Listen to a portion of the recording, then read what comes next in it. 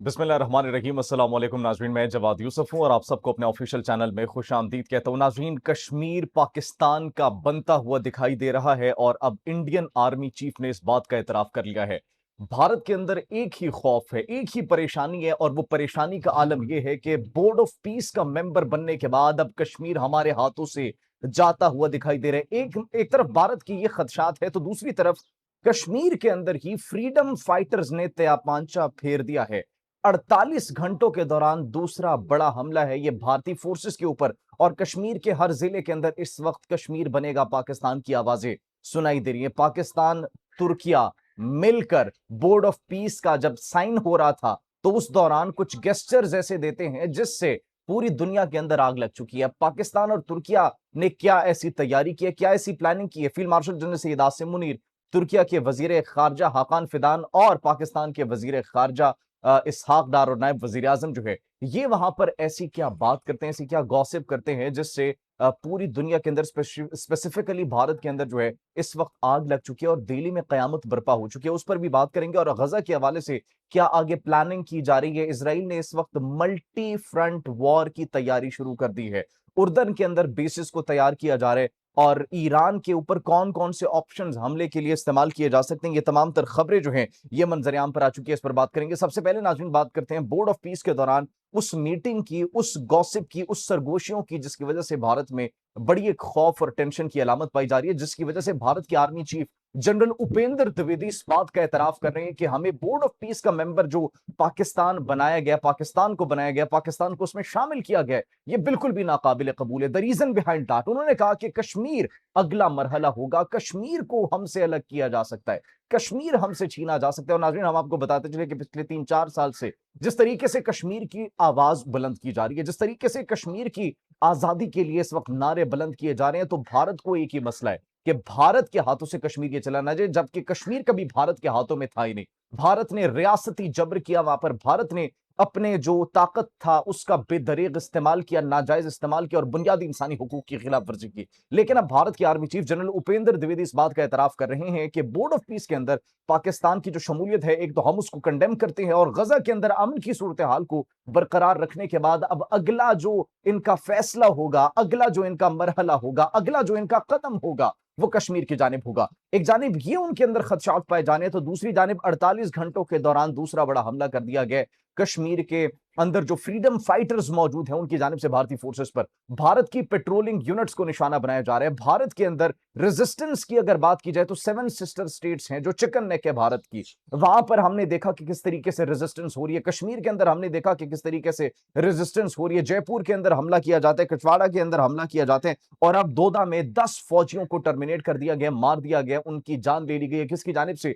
Freedom fighters की जानिब से। तो this is happening from the past few days and from the past 3 months. अगर आप उस चीज के ऊपर नजर दौड़ाएं तो अब मुख्तलिफ मकामात पर ऐसा होता है कि फ्रीडम फाइटर्स आते हैं, भारतीय फोर्सेस को, उनकी पेट्रोलिंग यूनिट्स को, उनकी जो है कमांड यूनिट्स हैं, उनकी उनके एसएसजी यूनिट्स हैं, उनके जो स्पेशल कमांडो की यूनिट्स हैं, उनको निशाना बनाते हैं। कामयाबी से उनको निशाना बनाने के बाद वहां से चले जाते हैं and nobody is able to do anything. Even Modi is not talking about it. सिर्फ मोदी बात इस पर नहीं कर रहे, ना मोदी की हुकूमत इस पर बात कर रही है और मोदी की हुकूमत के साथ साथ मोदी की जो फौज है वो भी बिल्कुल खामोश तमाशाई बनी हुई है क्योंकि इस रेजिस्टेंस के खिलाफ they are not able to do anything. इसके साथ साथ नाज़रीन अगर बात की जाए तो गजा जो पीस बोर्ड है, बोर्ड ऑफ पीस जो एक बनाया गया, उसके अंदर पाकिस्तान के field marshal general Syed Asim Munir की मुलाकात होती है तुर्किया के वजीर खारजा हाकान फिदान से और साथ उनके मौजूद थे वजीर खारजा और पाकिस्तान के नायब वजीर आजम इसहाक डार। इस मौके पर नाज़रीन कुछ अहम डेवलपमेंट्स आई हैं, कुछ अहम डिसीजंस लिए गए हैं। उनके अंदर एक डिसीजन जो लिया गया तुर्किया की जानिब से, तुर्किया ने अपनी फौजें भेजने पर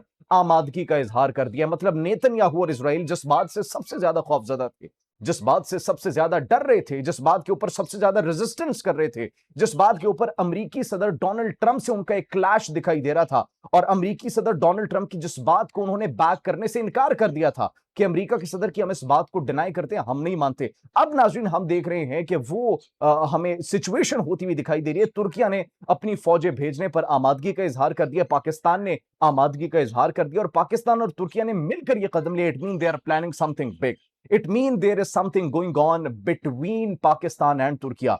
पाकिस्तान और तुर्किया के दरमियान जो हम ताल्लुकात देख रहे हैं वो एक नई समत की जानिब गामजन होते हुए हमें दिखाई दे रहे हैं। The reason behind that, reason उसके पीछे ये है कि पाकिस्तान और सऊदी अरब के डिफेंस एग्रीमेंट के बाद अब तुर्किया ने भी काफी हद तक पाकिस्तान का साथ देने का ऐलान किया है। और ये टेबल टॉक्स जो हो रही है, ये सरगोशियां जो हो रही है, कानों में जो बातें हो रही है, ये भारत के लिए एक बहुत बड़ा खतरा है। यूरोप भी नाज़रीन जो वो नाला है डोनाल्ड ट्रंप से, यूरोप इसलिए नाला है डोनाल्ड ट्रंप से क्योंकि डोनाल्ड ट्रंप ने बड़ी एक अजीबो गरीब किस्म की स्टेटमेंट्स दी है यूरोप के हवाले से। उन्होंने कहा कि ट्रंप जो है वो डैडी है यूरोप का, और मैं सिर्फ एक बर्फ का टुकड़ा ही चाहता हूं, मुझे सिर्फ एक बर्फ का टुकड़ा चाहिए। आप भूल चुके हैं कि मैंने नेटो पर कितने एहसानात किए, आप भूल चुके हैं कि मैंने यूरोप पर कितने एहसानात किए, तो डैडी को सिर्फ एक बर्फ का टुकड़ा चाहिए। आप बर्फ का एक टुकड़ा दे दे, सारे तनाजात खत्म हो जाएंगे। अगर आपने ऐसा नहीं किया तो डैडी इस बात को कभी भुलाने वाले नहीं है। अब नाज़रीन, एक तरफ वो सिचुएशन हमें बढ़ती हुई दिखाई दे रही है, थमने का नाम नहीं ले रही, क्योंकि ट्रंप कॉन्स्टेंटली प्रेशराइज कर रहे हैं।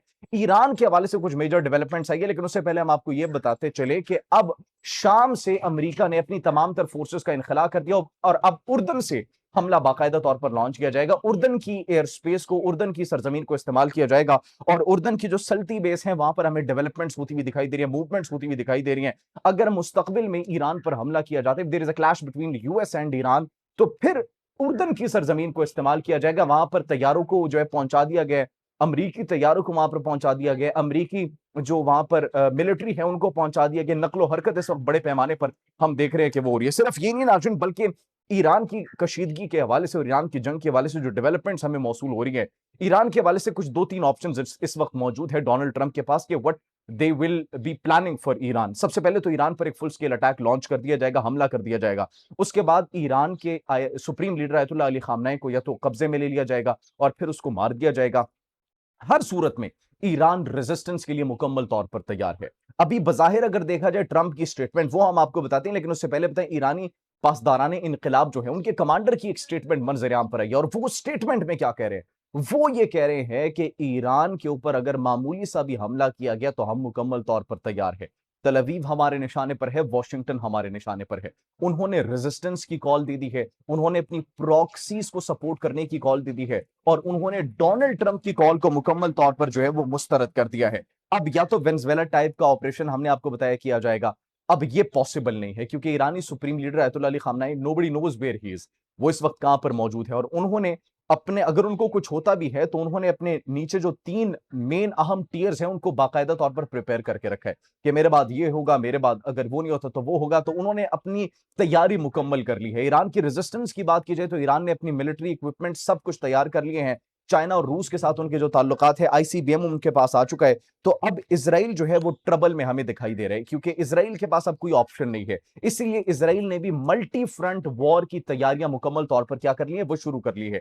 एक तरफ जो फलस्तीनी मजाहिमती तंजीम है उनके खात्मे के लिए, साथ ही साथ जो लबनानी मजाहिमती तंजीम है हिजबुल्लाह के लिए, और तीसरी जानिब नाजरीन ईरान से लड़ने के लिए उन्होंने बाकायदा तौर पर तैयारी शुरू कर दी है। तो अब अगर देखा जाए नाजरीन तो तुर्किया और पाकिस्तान मुकम्मल तौर पर मिडल ईस्ट के अंदर उसी प्लान जो कि नेतन्याहू सोच रहे हैं उसको मुकम्मल तौर पर नाकाम बनाने के लिए तैयार हो चुके हैं। कश्मीर के अंदर बड़ी टेंशन का उनको जो है वो देखने को मिल रही है, किसको, भारत को। और साथ ही साथ नाज़रीन अगर पाकिस्तान की बात की जाए तो पाकिस्तान अपने डिप्लोमेटिक रोल से पूरी दुनिया के अंदर आलमी मंजरनामे पर कामयाबी के झंडे गाड़ता हुआ दिखाई दे रहा है, और ईरान मुकम्मल तौर पर जंग के लिए तैयार है। सिर्फ एक गोली की देर है और फिर ईरान का रिस्पॉन्स ऐसा होगा जो कि कभी भी इसराइल और अमेरिका भुला नहीं पाएगा। आप इस बारे में क्या सोचते हैं, कमेंट सेक्शन में अपनी कीमती राय से जरूर आगाह कीजिएगा। अपना बहुत ख्याल रखिए। अल्लाह निगहबान।